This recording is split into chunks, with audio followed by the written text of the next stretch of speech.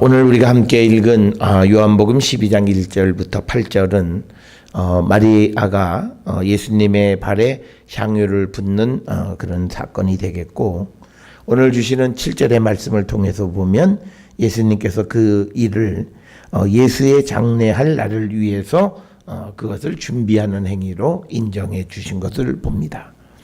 따라서 이제 예수님께서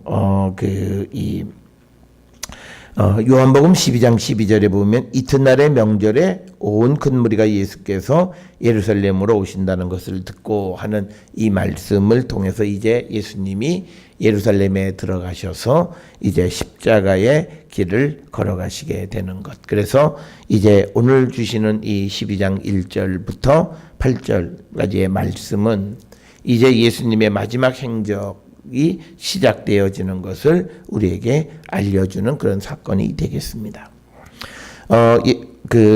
예수님에게 향유를 붓는 사건은 마가복음이나 마태복음에도 기록되어져 있는데, 특별히 이 마가나 마태에서는 그 향유 붓는 사람이 누군지 이름이 기록되어 있지 않아요. 오늘 우리가 읽은 요한복음에서만 그 여인이 이제 마리아다 이렇게 기록이 되어져 있고, 오늘 요한복음에서는 예수님의 그 발에다가 이 기름을 부어요. 12장 3절에. 그런데 마가나 마태에서는 예수님의 머리에다가 향유를 붓는 것으로 기록이 되어져 있습니다. 그리고 이제 마리아가 자기의 머리털로 닦아냈다라고 하는 그런 기록이 있어서 예수님에게 향유를 붓는 사건이 우리가 성경에 이 마태, 마가나 또는 요한복음에 기록되어 있긴 하지만, 그러나 내용적인 면에서 약간씩 차이점이 있다라고 하는 것을 우리에게 보여주는 그런 말씀이 되겠고요. 그래서 오늘 주시는 이 12장 1절로부터 8절의 말씀은 이제 지금까지 오셨던 예수님이 하셨던 11장까지의 이야기와, 그리고 마지막 이제 예수님이 이제 이 십자가의 길을 걸어가시는 그 사건을 연결해 주는 그런 이야기가 오늘 주시는 이야기가 되겠고요. 특별히 이 요한복음에 나오는 이 향유를 붓는 일이 이렇게 연결고리 역할을 하는 것은, 이제 요한복음은 다른 복음서와 특징이 있게 예수님께서 낙이 타고 예루살렘 들어가시는 이야기가 없어요. 다른 마태, 마가나, 누가나 이런 공간복음에는 그런 이야기가 있어서 이제 예루살렘의 입성에 대해서 우리가 분명하게 알 수 있지만, 그러나 요한복음에서는 그런 것들이 다른 사건 속에 녹아져 있고, 그중 하나가 이제 예수님의 끝, 그리고 예수님이 이제 우리를 위한 십자가의 길을 걸어가시는 것을 오늘 주시는 이 기름 붓는 사건을 통해서 예수님의 죽음을 암시하고 장례를 준비하는 행위로 예수님이 평가하시는 것을 우리가 볼 수 있습니다. 오늘 주시는 본문 1절에 보면 6월절 엿새 전에 예수님께서 베다니에 이르셨다 이렇게 기록이 되어져 있습니다. 우리가 어저께도 보았듯이 이 유대인들은 예루살렘에 모여들기 시작합니다. 그런데 그 모여드는 이유가 55절에 보면 11장 55절에 성결하기 위해서 예루살렘에 모여든다. 그러니까 그들은요, 적어도 예수님이 6일 전에 베다니에 오셨는데 그들은 그 6일 전보다 먼저 왔다는 거죠. 그래서 어저께 설명드렸을 때 민수기 19장 12절에서 백성들이 자기를 정결하게 하는 기간이 일주일 정도 소요되는 것으로 기록되어 있습니다. 따라서 그런 것을 다 정리해 보면 예수님께서 이제 그 베다니에 도착하신 것은요, 그러니까 6월절이 있는 첫째 달 대략적으로 9일경에 도착하신 거죠. 그래서 9일에서 6일 지나면 15일부터 6월절이 시작되는 거니까, 그리고 백성들은 그것보다 하루 이틀 먼저, 적어도 일주일 정도의 정결기간을 가지려면 적어도 첫째 달 7일이나 8일쯤에 예루살렘에 도착을 한 겁니다. 그리고 또 하나 우리가 그 예수님이 엿새 전에 도착하셨다라고 하는 것은요, 6월절을 지날 때 이스라엘 백성들이 6월절 양을 결정하는 것이 10일, 6월절 닷새 전에 결정을 해요. 그러니까 그 첫째 달 10일에 양을 어떤 것을 드릴 것인가를 결정해요. 그러니까 적어도 이제 예수님이 이제 마지막 그 유월절에서 이제 그 유월절 어린 양으로서 이 세상의 모든 죄를 대속하시는 대속 양이 되시기 위해서는 적어도 양을 결정하는 그 첫째 달 10일 전에는 예루살렘에 오셔야 전체 이 스토리의 내용이 맞는 겁니다. 그래서 오늘 주시는 유월절 엿새 전이라고 하는 것은 예수님의 그 대속의 죽음, 유월절 어린 양이라고 하는 개념과 관계되어져서는 굉장히 중요한 표시예요. 그러니까 양을 결정하기 전에 예수님이 오셔서 이제 예수님께서 이제 그 다음 날, 그러니까 10일 날 예루살렘에 들어가셔서 그 다음에 유월절 어린 양으로서 이제 잡히셔서 돌아가시게 되어진다라고 하는 것, 그것을 우리가 생각을 하시면 되겠습니다. 그래서 우리가 성경을 읽으실 때 오늘 주시는 본문 것처럼 보통 우리가 읽을 때는 유월절 엿새 전, 그러면 뭐 날짜적으로 엿새 전인가 보다라고 우리가 그렇게만 생각을 했지만, 그러나 좀 더 깊이 있게 생각하면 이 엿새 전은 예수님의 유월절 어린 양으로서는 굉장히 중요한 날이에요. 왜냐하면 예를 들어서 예수님이 예루살렘에 유월절이 있는 달에 11일 날 예루살렘에 오셨다면 어린 양이 되실 수가 없어요. 왜냐하면 어린 양은 이미 10일 날 결정을 했기 때문에. 그래서 이 엿새전이라고 하는 것은 암묵적으로 유대인들에게 있어서는 예수님이 유월절 어린 양이라고 하는 것과 연결시켜서는 딱 들어맞는 이야기다라고 하는 겁니다. 그래서 예수님이 유월절 엿새전에 베다니에 이르셨고, 이 베다니는 어떤 곳이냐? 예수께서 죽은 자 가운데 살리신 나사로가 있는 곳이다. 그래서 우리가 베다니를 나사로의 마을 혹은 또 마리아의 마을 이렇게 우리가 부르는데 바로 이 베다니에 오셨다라고 하는 거고, 이 베다니는 우리가 성경 전체를 통해서 보면, 특히 공관복음서와 요한복음을 통해서 보면요, 예수님이 예루살렘에 오시면 어떤 머물러 계셨던 곳이 이 베다니였던 것을 우리가 짐작해 볼 수 있어요. 그래서 이 베다니는 예루살렘에서 한 3.2km 정도 떨어져 있는 곳이고, 그래서 아침 일찍 걸어가시면 그저 한 1시간여 지나 조금 안 되게 걸어가시면 예루살렘에 들어가시고, 예루살렘에서 사람들을 가르치시다가 다시 저녁 시간에 베다니로 돌아오셨던, 그래서 이 베다니가 예루살렘에서 예수님이 활동하시는 것에 어떤 전진기지 역할을 하셨고, 이제 마지막 예수님의 예루살렘에서의 행적도 이곳 베다니로부터 시작되는 것을 우리에게 보여주시는 거고요. 그러면서 이 베다니에 대한 설명이 나사로가 있던 곳인데, 그 나사로 앞에 수식어가 예수께서 죽은 자 가운데서 살리신 나사로라는 거예요. 그러면 이제 여기서 또 하나 암시하는 건 뭐냐면, 이제 앞으로 이어지는 예수님의 마지막 십자가의 죽음 그리고 부활, 거기에 핵심은 뭐냐면 이제 죽은 자 가운데에서 살아나시는 예수 그리스도를 우리가 이 1절 속에서 우리에게 예고해 주고 있다. 그래서 오늘 주시는 이 1절은요, 유월절 엿새 전이라는 표현을 통해서 예수님이 유월절 어린 양이심을 우리에게 암시하고 있고, 그 다음에 예수님이 유월절 어린 양으로 돌아가셨지만 죽은 자 가운데서 다시 살아나시는 그 사건, 그것을 우리에게 암시해 주는 구절이 이 12장 1절의 말씀이고, 그래서 2절에 거기서 베다니에서 예수를 위하여 잔치를 한 거고, 그때 마르다는 일을 하고 나사로는 예수와 함께 앉은 자 중에 있더라.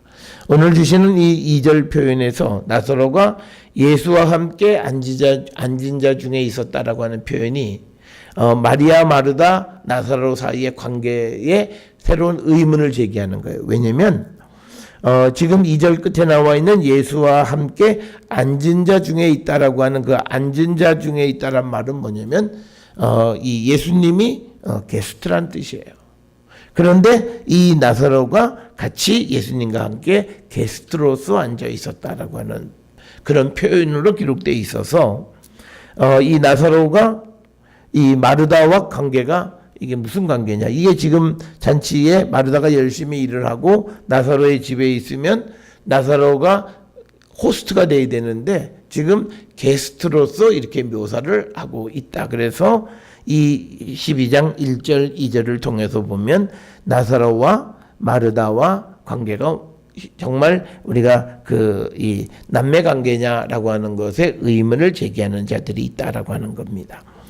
또 하나 표현이 1절 2절에서요. 나사로가 있는 곳이다. 그리고 거기서 이게 뭐 나사로의 집에서 이렇게 표현하셔도 돼요. 그런데 그냥 거기서 하면 베다니에서 예수를 위해서 잔치를 할 때 마르다가 일을 하고 나사로는 예수와 함께 앉은 자 중에 있었다. 이렇게 기록이 되어 있어서 조금은 우리가 관계 앞에서 우리가 보았던 소위 남매의 관계를 조금 의심하게 하는 그런 표현이 2절에 있다라고 하는 거고요. 그래서 마르다는 예수님을 위해서 일하는 자였고요.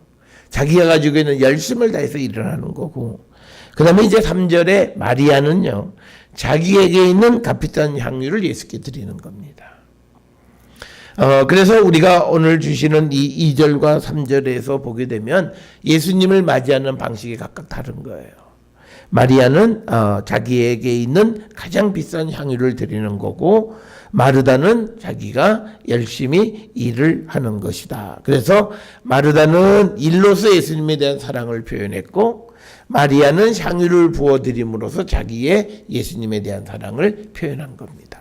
그래서 오늘 주시는 이 2절, 3절에 우리가 다른 성경의 구절에 보면 마르다가 마리아에게 일을 하면서 마리아를 좀 도와달라고 예수님에게 부탁하는 일이 있기는 하지만, 그러나 오늘 주시는 이 요한복음에서는요, 어떤 우열을 어느 게 더 낫고 나쁘고 그걸 얘기하지는 않는다라고 하는 거예요.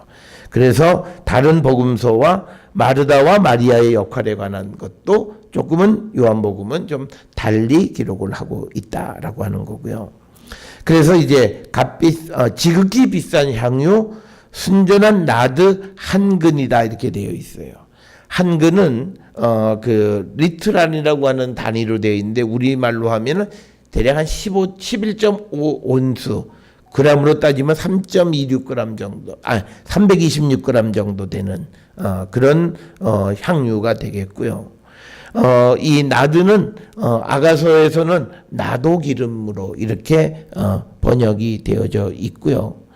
이것의 가치는 오늘 주시는 이 본문에 보게 되면 300데나리온 정도 되어지는 그런 아주 값비싼 그런 향유가 되겠고, 일반적으로 성경에서 특히 아가서에서 이 나드 향은 주로 체음제로 사용하고, 이것이 비싼 이유는요, 인도에서 수입해 오는 겁니다. 그러니까 예수님 당시에 그리고 구약시대 때에 인도에서부터 멀리 이것을 수입해 오기 때문에 값은 굉장히 다른 것보다도 많이 비싼 그런 것이었고, 오늘 주시는 이 3절의 마리아의 행동은 여러 가지로 좀 특이한 행동이에요. 첫째는요, 이 기름을 보통 우리가 성경에 보게 되면 기름 붓는다 할 때 머리에 기름 붓는 게 정상이에요. 그런데 그리고 또 그래서 다른 마가나 마태복음에서 보면 예수의 머리에 기름을 부은 것처럼 되어 있는데, 오늘 이 요한복음에서는 발에다가 기름을 부은 것, 그것이 아주 특이한 행동이고요. 또 하나는 식사 중에 그 기름을 부은 거예요. 그러니까 우리가 지금 밥 먹는 중에 향수를 뿌리는 것과 똑같은 거죠. 우리가 그런 일은 굉장히 특이한 일 중에 하나인 거고요. 또 하나는 예수님의 그 발을 닦기 위해서 자기의 머리털을 사용한 거예요. 이게 보통 그 유대인들의 관습에는 여인의 머리를 다른 사람 앞에서 풀어 헤치는 일을 잘 하지 않아요. 그러니까 지금 이 마리아가 자기의 머리털로 예수님의 발을 닦기 위해서 머리를 풀어서 그 머리털로 발을 닦은 건데, 이것은 대중 앞에 머리를 잘 늘어뜨리지 않는 이 유대인들의 관습에서는 굉장히 특이한 거고, 그 다음에 기름은요, 바르면 그냥 내버려 두고 마르도록 놔둬야 돼요.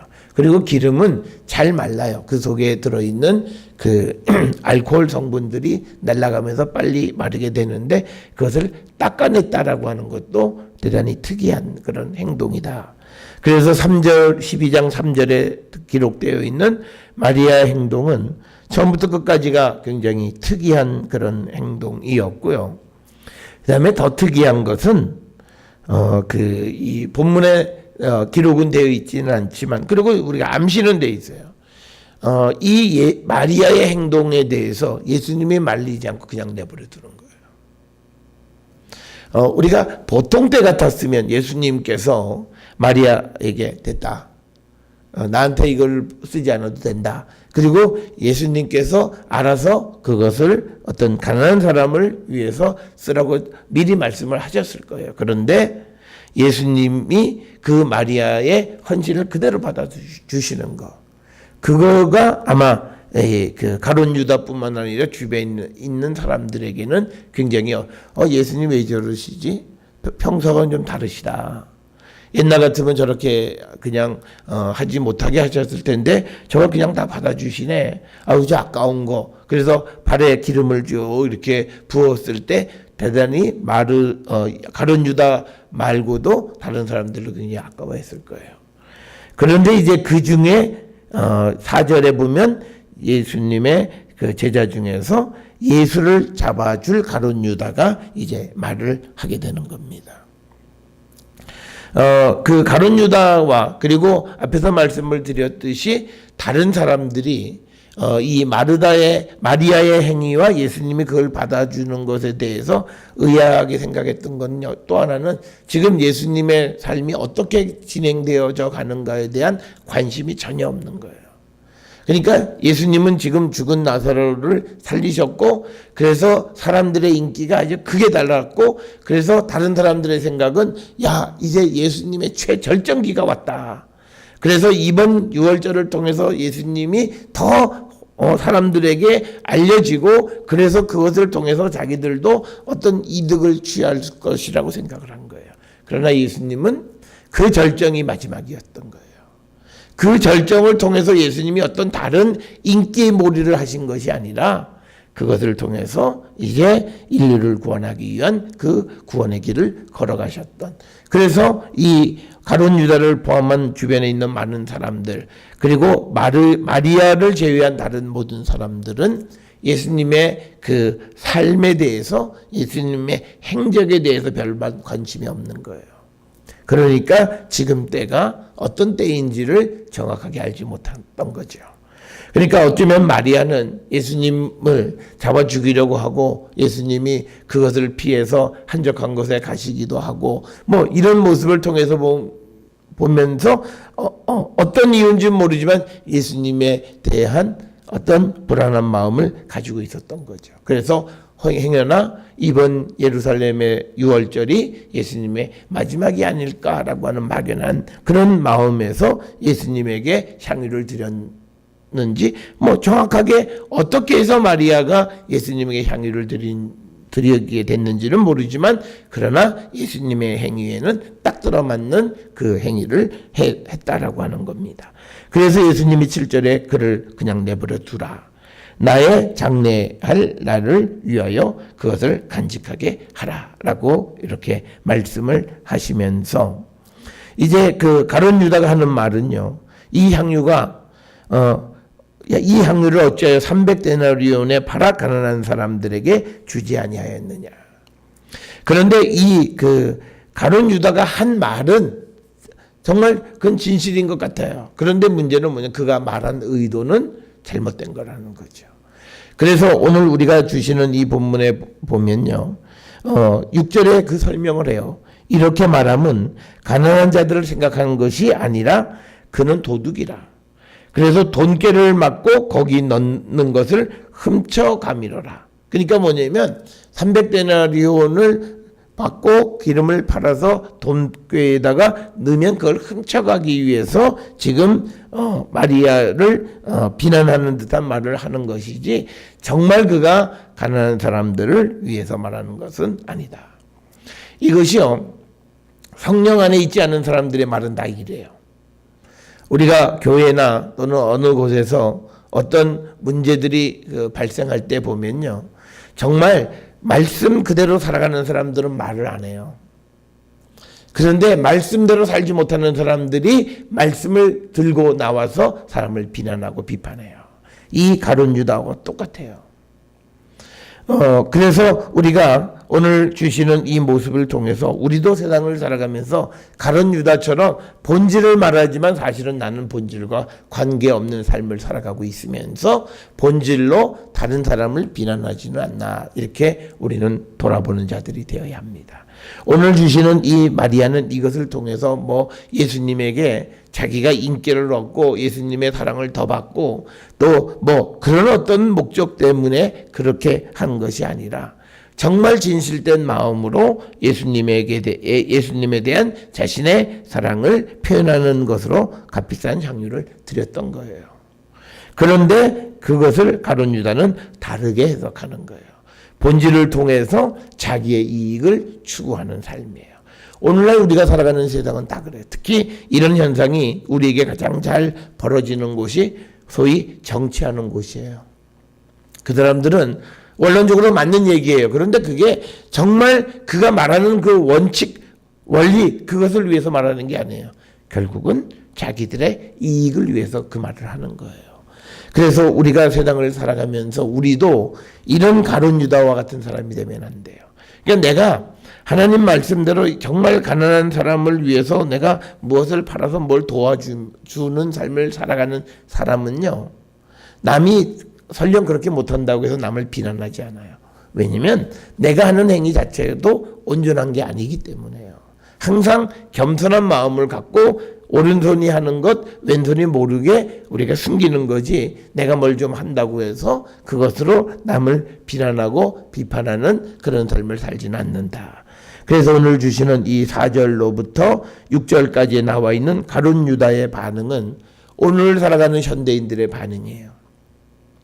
우리가 교회에서 불평불만이 많은 사람들은요, 하나님 말씀대로 살지 않는 사람들이 불평불만해요.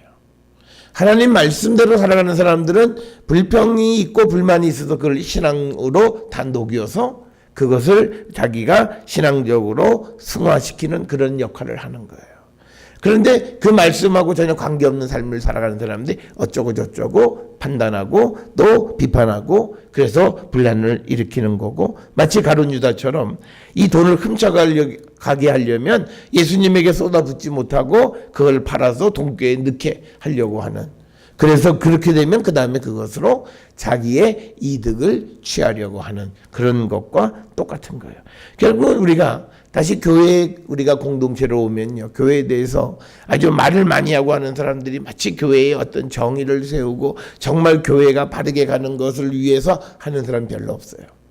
결국은 자기가 그런 말을 함으로 인해서 기득권을 잡거나 사람들의 인기몰이를 해서 어떤 사사로운 이익을 추구하는 사람들이 대부분이다라는 거예요. 물론 그 가운데는 정말 진리 안에 있는 사람들이 있겠지만요, 진리 안에서 그 일을 하는 사람들은 절대 분열하지 않아요. 절대 남을 비난하지 않아요. 원칙 안에서 살아가기만을 원하는 거죠. 남을 비판하지 않는다. 그런데 오늘 이 가룟 유다는 어쨌든 예수님의 삶에 가장 잘 맞는 행동을 한 마리아를 비난하는 거예요. 그거는 자기가 예수님의 삶이 어떻게 진행되고 있는가에 전혀 관심이 없죠. 왜냐하면 이 사람은 돈깨에 관심만 있었던 사람이에요. 그러니까 무조건 마리아에 대해서 비난하는 거예요. 어쩌면 이게 정말 이 정상적인 것이 되려면 가룟 유다가 마리아한테, 야 마리아야, 왜 그 비싼 기름을 예수님 발에 부었니? 차라리 그걸 이렇게 선하게 썼으면 더 좋지 않았겠니? 이렇게 물어보고, 그래서 혹시 무슨 생각이 있어서 그런 거냐? 이렇게 물어볼 줄 아는 그것이에요. 그런데 그런 거 전혀 없어요. 그래서 오늘 주시는 이 4절로부터 6절까지의 가룟 유다는요, 정의를 가장한 불의예요.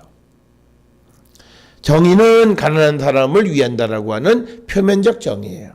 그리고 불의는 그래서 그 돈을 돈꾀에 넣으면 훔쳐가기 위한 거예요. 오늘날 우리가 살아가면서 영적으로 깨어있는 자들은요, 정의를 가장한 불의를 발견할 줄 알아야 돼요. 우리 사회에는 엄청나게 그런 일들이 많아요. 겉으로 보면 정말 멋있어요. 그리고 정말 바른 것 같아요. 그런데 속을 들여다보면 도둑과 똑같은 일들을 행하는 자들이 많이 있다라고 하는 겁니다. 특별히 우리가 어떤 사회기관, 사회봉사기관, 특히 사회복지재단 이런 데서 아주 열심히 일하는 사람들, 그래서 그 일로 명성을 얻었던 사람들이 나중에 뭐 어떤 다른 문제들이 발생하는 것들, 그러니까 가장한 그런 어떤 그 불의함이에요. 그러니까 최근에 우리가 세상에 지금 교회가 또 시끌시끌하는 것 중에 하나가 뭐냐면, 뭐 교회가 13만 명이 돼도요, 그 목사님이 이론도 안 가져갔는데 강사료로 10억씩 가져갔대요. 그러니까 말이 안 되는 거예요. 이 세상에 무슨 강사료가 10억이에요? 무슨 대통령, 전직 대통령 했던 미국 대통령도 어디 가서 강사료 10억씩 가져가지 않아요. 그런데 그 목사님은 항상 교인들에게 나는 아무것도 교회에서 가져간 적이 없다. 그런데 강사료가 10억 몇천만 원씩 가져가는 거예요. 그러니까 뭐냐면 정의를 가장한 불의를 행하는 거예요. 그러면 그것을 볼 줄 알아야 돼요. 그런데 그걸 사람들이 보지 못하는 이유는요, 아마 그 주변에 있었던 사람들 중에서 그것을 통해서 이익을 얻는 집단들이 있었을 거예요. 그러니까 봐도 못 본 척이에요. 그 이유는 뭐냐면 그것을 보고 잘라내면 결국은 자기 이득이 줄어들어요. 그러니까 뭐냐면 그게 소위 말하면 나눠 먹기식이라는 거죠. 그래서 불의를 보고도 묵묵하고 말씀하고도 관계없는 일들을 하고, 그래서 심지어는 다른 사람들에게 증언을 위증을 하도록 그렇게 협박도 하고 회유도 하는 불법을 저지르게 되는 겁니다. 그래서 오늘 우리가 이 가룟 유다, 정의를 가장한 불의를 볼 줄 아는 자가 되어야 되고, 그리고 그것을 뒤집어서 혹시 나에게 그런 모습이 없나를 돌아보셔야 돼요. 나도 정의를 말하고 말씀을 말하면서 내 이면에 불의함은 없나, 이거를 우리가 돌아보는 자들이 되어야 한다라고 하는 겁니다. 그래서 4절에서 6절까지의 이 가룟 유다는 결코 그가 정의로운 자는 아니었다라고 하는 겁니다. 그러면서 예수께서 그를 가만히 두라, 즉 마리아를 그냥 내버려 둬라, 나의 장래할 나를 위하여 그것을 간직하게 하라라고 하는 거죠. 그러니까 이제 곧 예수님이 십자가에 달려 돌아가시고 이제 그러실 때 그 장래를 위해서 향유를 쓰게끔 그냥 내버려 두라라고 하는 거예요. 그러니까 오늘 주시는 3절에 보면요, 마리아가 순전한 나드 한 근을 가져다가 발에다가 다 붓지는 않았어요. 발에다 붓고 닦은 거예요. 그 중에 아마 일부가 남았을 거예요. 그랬더니 그 일부라도 가룟 유다는 팔라고 종용할 거예요. 그래서 그거를 돈꾀에 넣게끔 만들려고 하는 게 가룟 유다의 목적이었다면, 예수님은 그냥 그거를 그냥 내버려 두고 남은 그것을 이제 나의 장래를 위해서 간직하게 하라. 그래서 이 지금 요한복음 12장에 나와 있는 마리아가 예수님의 발에 이 향유를 분 것이 마치 예수님의 장례를 준비하는 자의 모습으로 우리에게 설명을 해주고 있으면서 8절에 가난한 자들은 항상 너희와 함께 있거니와 나는 항상 있지 아니하리라. 이 말의 의미는 뭐냐면요, 우리가 예수님 섬기는 때 아무 때나 예수님 섬길 수 있는 기회가 주어지지 않습니다. 우리는 그래요. 뭐 교회 아무 때나 아니에요.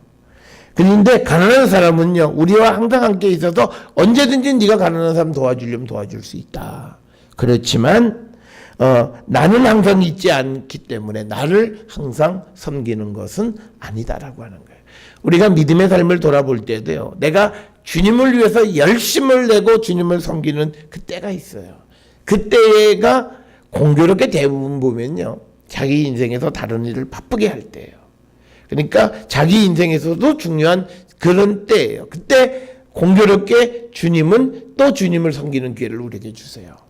그때 우리가 어떤 선택을 하느냐에 따라서 그가 주님을 섬기는 자인가 아닌가를 알 수 있는 거예요. 그런데 대부분의 사람들은요, 세상을 향해 나가면서 세상을 통해서 하나님을 섬길 수 있다고 이야기하는 궤변을 늘어놓는 거예요. 그렇지 않는 거예요. 그래서 우리가 내가 세상에서 조금 덜 일하고 덜 벌고 덜 유명해지더라도 내게 주신 주님을 섬기는 그 기회를 놓치지 말라는 거예요. 그러니까 지금 이 주시는 말씀에서 예수님은 당신의 삶을 알고 계세요. 그런데 이제 십자가에 달려 돌아가시고 부활 승천하시고 하면 그 다음에 예수님을 섬길 수 있는 때가 없어요. 어쩌면 이게 마지막의 길로 가는 그때예요. 이 때를 놓치지 말고 이 때를 주님을 섬기는 자가 되라. 그런데 우리는요, 항상 내게 있는 그것을 먼저 행하는 사람들이 많아요. 우리가 우스갯소리로 누구하고 같이 식사를 할 때 어떤 사람들이 개인으로 분배된 건 나중에 먹고요, 같이 먹는 거는 먼저 먹어요. 그래야 내 거가 확보되어 있잖아. 이건 나한테 개인으로 왔으니까. 그런데 우리가 중요한 건 뭐냐면 우리가 예수님을 섬기도록 내게 주어진 기회, 그때를 우리가 소홀히 생각하지 마시고요. 우리가 내일 또 내게 주어진다고 생각하시면 안 돼요. 오늘 우리에게 주어진 것이 내게 주어진 마지막 기회이라고 하는 그런 마음으로 우리가 주님을 섬기는 그런 마음을 우리가 가져야 되는 것이다. 그래서 오늘 주시는 가난한 자들은 항상 너희와 함께 있거니와 나는 항상 있지 아니하리라. 그래서 우리가 주님이 우리에게 주신 기회, 그래서 그 기회를 우리가 꼭 놓치지 않고 살아가는 자들이 되어야 한다. 그런데 우리는 이 가룟 유다는 가난한 자들을 돕고 그들을 위하는 삶을 먼저 하고 이제 이 땅을 떠나가시는 예수님에 대한 섬김의 삶을 살지 않으려고 하는 거예요. 이건 뭐냐면 역시 마찬가지로 예수님의 삶이 어떻게 지금 진행되어지는가를 전혀 알지 못하는 거예요. 그러니까 우리가 영적인 사람이라고 하는 건 내일 무슨 일이 있다, 이건 알지 못해도요, 지금 내가 주님을 위해서 무엇을 해야 할 때인가를 알아야 하는 거예요. 지금 우리 한국교회가 한 가지 크게 지금 오해하고 있는 게 하나 있어요. 그건 뭐냐면요, 우리가 주님의 때가 가까이 오면 올수록 우리는 선교하고 복음 전하는 일에 더 열심히 해야 돼요. 그런데 우리가 여러 가지 교회가 어렵고 경기가 어렵고 힘들다고 해서 이 일을 등한히 하면 안 돼요. 그건 뭐냐면 하나님이 우리를 통해서 쓰시는 때가 있어요. 우리를 영원히 쓰실 것 같지만 우리의 역할이 다른 쪽으로 옮겨갈 수 있어요. 그것을 빼앗기기 전에 우리에게 주신 그 기회를 선용해서 주님을 섬기는 일을 우리가 항상 감당해야 돼요. 그러니까 왜 주님은 자꾸 촛대를 옮겨가시면서 다른 일들을 주시냐면요, 우리가 어떤 일에 처음 접하는 사람과 그걸 오래 한 사람의 마음의 자세가 달라요. 그리고 또 어떤 일들은 오랜 베테랑들이 할 수 있는 일은 또 따로 있고, 또 이제 막 열정만 가지고 있는 사람들이 할 수 있는 일이 또 따로 있는 거예요. 그래서 그런 일들이 우리에게 주어졌을 때 우리가 그 기회를 놓치지 않아야 된다는 거예요. 그런데 대부분의 사람들은 주님을 섬기는 일을 하기보다는 자신을, 그리고 세상에서 자기들이 해야 될 일들을 먼저 행하는 삶을 산다는 거죠. 그래서 오늘 주시는 이 8절에 나는 항상 있지 아니하리라. 그래서 주님이 우리에게 주신 그 기회, 우리에게 다가온 주님을 섬기는 기회, 그 기회를 우리가 놓치지 않고 그때에 주님을 섬기는 삶을 살아가는 자들이 되어야 한다. 우리가 세상을 살아가는 많은 사람들은요, 백발백중 자기 삶이 주님의 일과 세상의 일이 동시에 오면 주님의 일을 놓는 사람들이 대부분이에요. 그러면 안 된다는 거예요. 그러니까 그런 사람들이 늘 하는 말이 있어요. 내가 옛날에는 주님을 잘 섬겼는데 요즘은 예전만 같지 않아. 그거는요, 내가 언제 주님이 나를 부르셨을 때 그 부름에 응답하지 않았기 때문이에요. 그래서 주님이 우리를 부르실 때는요, 단 한 번도 그 기회를 놓치면 안 돼요. 그것이 내가 힘들고 내 마음이 어떻고 내가 지금 그거하고 상관이 없어요. 내가 힘들 때 나를 찾으시는 이유는요, 그것을 통해서 내가 이길 수 있기 때문에 나를 찾으시는 거고 그 일이 내게 도움이 되기 때문에 그래서 우리가 힘들 때 주님의 일을 놓는 사람은 절대 주님의 도움으로 다시 일어서기가 어려워요. 그래서 우리가 어렵고 힘들 때 주님에게로 가는 그리고 주님을 섬기는 그 기회를 놓치지 않으려고 하는 그런 자세. 그래서 예수께서 말씀하신 것처럼 가난한 자들은 항상 너희와 함께 있거니와 나는 항상 있지 아니하리라. 그래서 우리에게 주신 주님을 섬기는 기회를 선용하고 그래서 우리가 나를 원하실 때 주님에게 나를 드리고 주님의 뜻을 이루어가는 우리 모든 성도들이 될 수 있기를 주의 이름으로 축원합니다. 오늘 주시는 이 마리아가 예수님에게 향유를 부어드리는 사건. 그래서 우리도 영적으로 깨어 있어서 지금 특별히 어떤 큰 일은 아니지만 그러나 내가 믿음 안에서 어떤 삶을 살아야 할 것인가를 분명히 알고 주님에게 내가 무엇을 하며 살아야 하고 어떻게 섬겨야 할지를 분명히 알고 살아가는 그런 영으로 깨어있는 우리 모든 성도들이 될 수 있기를 주의 이름으로 축원합니다. 기도하시기